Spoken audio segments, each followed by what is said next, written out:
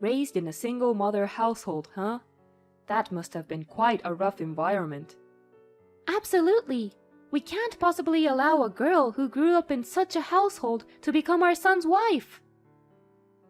Right now, I am facing the parents of my fiancé, and I am being bombarded with unbelievably rude words. They don't just ridicule me, they mock my mother too. Such an awful family. I will decline the marriage proposal from my side. I will give them the perfect retribution and throw them into the depths of hell. My name is Emma, and I am 27 years old. I only have my mother in my family. My father passed away in an accident when I was a child, and he left us behind. When my father passed away, my mother did not show any tears. She was always smiling in front of me, even as I was sobbing uncontrollably. I was able to graduate from the law department of a national university thanks to my mother, who worked so hard for me. Currently, I am working as an employee of a leading company and spending busy days. My fiancé, Michael, who is 3 years older than me at 30, proposed to me 1.5 years into our relationship.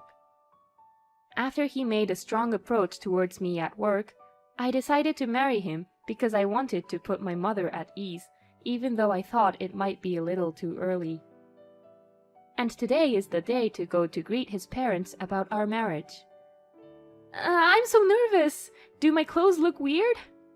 You're fine, Emma. You always worry too much. But, Michael, you said your parents are very distinguished people. They're what people call wealthy. It seems that it's not so much my dad, but my granddad who was really something. That's right. His parents are what you would call wealthy. His grandfather had a great success as an entrepreneur and left a huge inheritance when he passed away. It seems that his father is living off the inheritance left by his grandfather. Will it be okay? I chose this gift from a well-known place, but do you think they'll like it? It's fine, it's fine.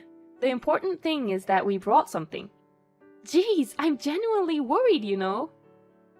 He's just going back to his parents' home, so he's more relaxed than me. I'm so nervous that it feels like my heart is going to jump out of my mouth. Have a bit more sense of urgency. This is a greeting to announce our marriage. As I was getting irritated at his carefree attitude, a mansion like none I'd ever seen before appeared before my eyes. It's big, as expected. When I muttered that under my breath, he snorted proudly in response. Granddad was something else. Dad and the others are waiting. Let's go in quickly. As we entered the entrance together, the large door opened automatically, and his parents greeted us. Welcome! You're Emma, right? We've heard about you from our son. Nice to meet you. I'm Michael's mother. Yes, nice to meet you. My name is Emma. You're so lovely. Come in, come in. I'll make some tea. His mother was calm and smiling throughout. My anxiety and tension eased somewhat. His father also treated me kindly, but... So, you're colleagues with Michael, huh, Emma? That's impressive. A woman working for that company. Thank you. I was bothered by the expression, a woman, but I took it as a compliment and responded well. However, as the conversation progressed, I felt more and more out of place. Well, but deciding to marry Michael, you have quite the courage, Emma. Huh? What do you mean? Michael's parents, in other words, us, we're wealthy. Normally, one would feel intimidated by the difference in status and be apprehensive about marriage, you know. Maybe some people might feel that way.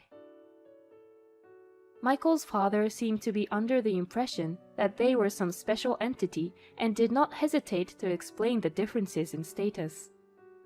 Michael's mother, who had been calm until a while ago, began to reveal her true nature as the conversation progressed. Indeed, my family wasn't particularly wealthy, but as you can see, and it's a bit awkward to say this myself, I'm a beauty. Don't you think I match well with my husband? Oh, I see. Emma, you're amazing! To decide to marry Michael with your looks! I couldn't possibly do it! I couldn't tell if her words were sarcastic or genuine. I sent him a glance, seeking help, but he didn't seem to care at all. Moreover, at some point, he even joined in and started teasing me with his parents. Emma, she has an average face, but she's good at her job. I think she'll make a good wife. She's highly rated in the company despite being a woman, and I think she can match me, right? Wait, was he always like this? When it was just the two of us, he seemed a little more calm and refined. Maybe because he's in front of his parents, his attitude has become bigger? While such doubts crossed my mind, I managed to keep the atmosphere of the place with a forced smile. Just then, Michael's father suddenly asked his son, "By the way, Michael, have you greeted her parents yet?" Of course, I've taken care of things like that, so don't worry. I presume Emma's parents are quite ordinary folks. She doesn't have a father, but Emma's mother seems like any other mother. Upon his reply, Michael's father's eyebrows subtly moved. She doesn't have a father? Emma, what's the situation?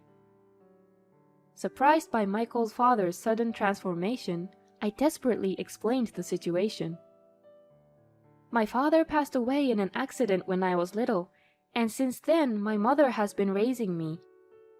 So you're saying that you come from a single mother household? Yes, that's correct.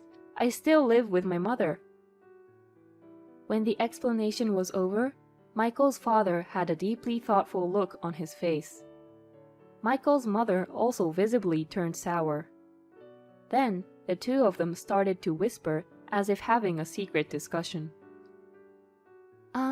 Is there a problem?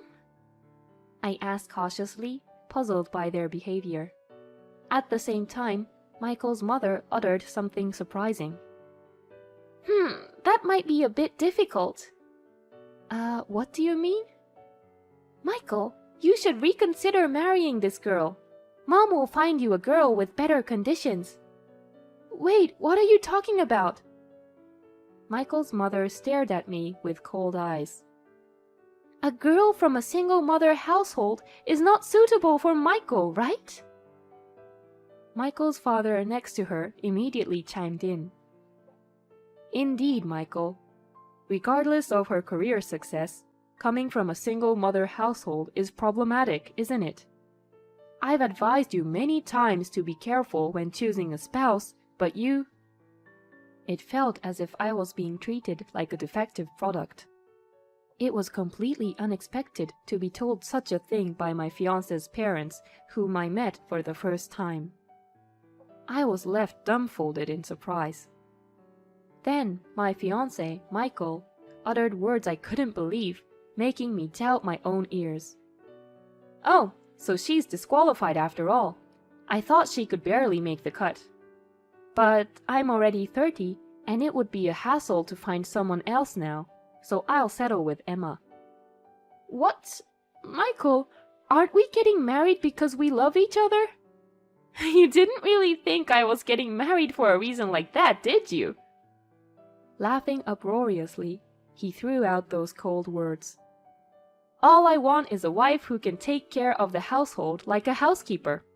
It's impossible for me to truly love someone with a home environment like yours. That's exactly right. Michael's mother agreed at his cold words. Michael's father was also nodding and laughing scornfully. I can't believe this. I thought he alone had decided to marry me out of genuine love. I was left speechless by this unexpected turn of events. As I lost my words, Michael's parents launched further attacks. Single mother household? You're shameless to think of marrying my son despite being raised in such a terrible environment. Absolutely! We can't let our son marry a girl raised in such a low-level household! At that moment, the emotions I had been holding back exceeded their limit. Rather than shock, My anger surged at the insult to my life and my precious mother. I couldn't hold it back anymore. Slowly, I lifted my face and calmly conveyed it to them. Understood. Let's call off the wedding, and please leave here right now. Not only Michael's parents, but even he looked taken aback by my statement. He asked me in confusion. Emma? What are you suddenly saying? What? I'm asking you to leave, don't you get it? What are you talking about? Why do I have to be told that by you? I don't understand. Following his words, Michael's parents started making a fuss. Exactly, we don't have to be dictated to by a poor person like you. Emma, not only is your family background poor, but your attitude is also terrible. What are you thinking? Shut up! I hit the desk hard with my hand and stood up. Do you know who owns the land this house is built on? What are you talking about? This is the land left to us by my father.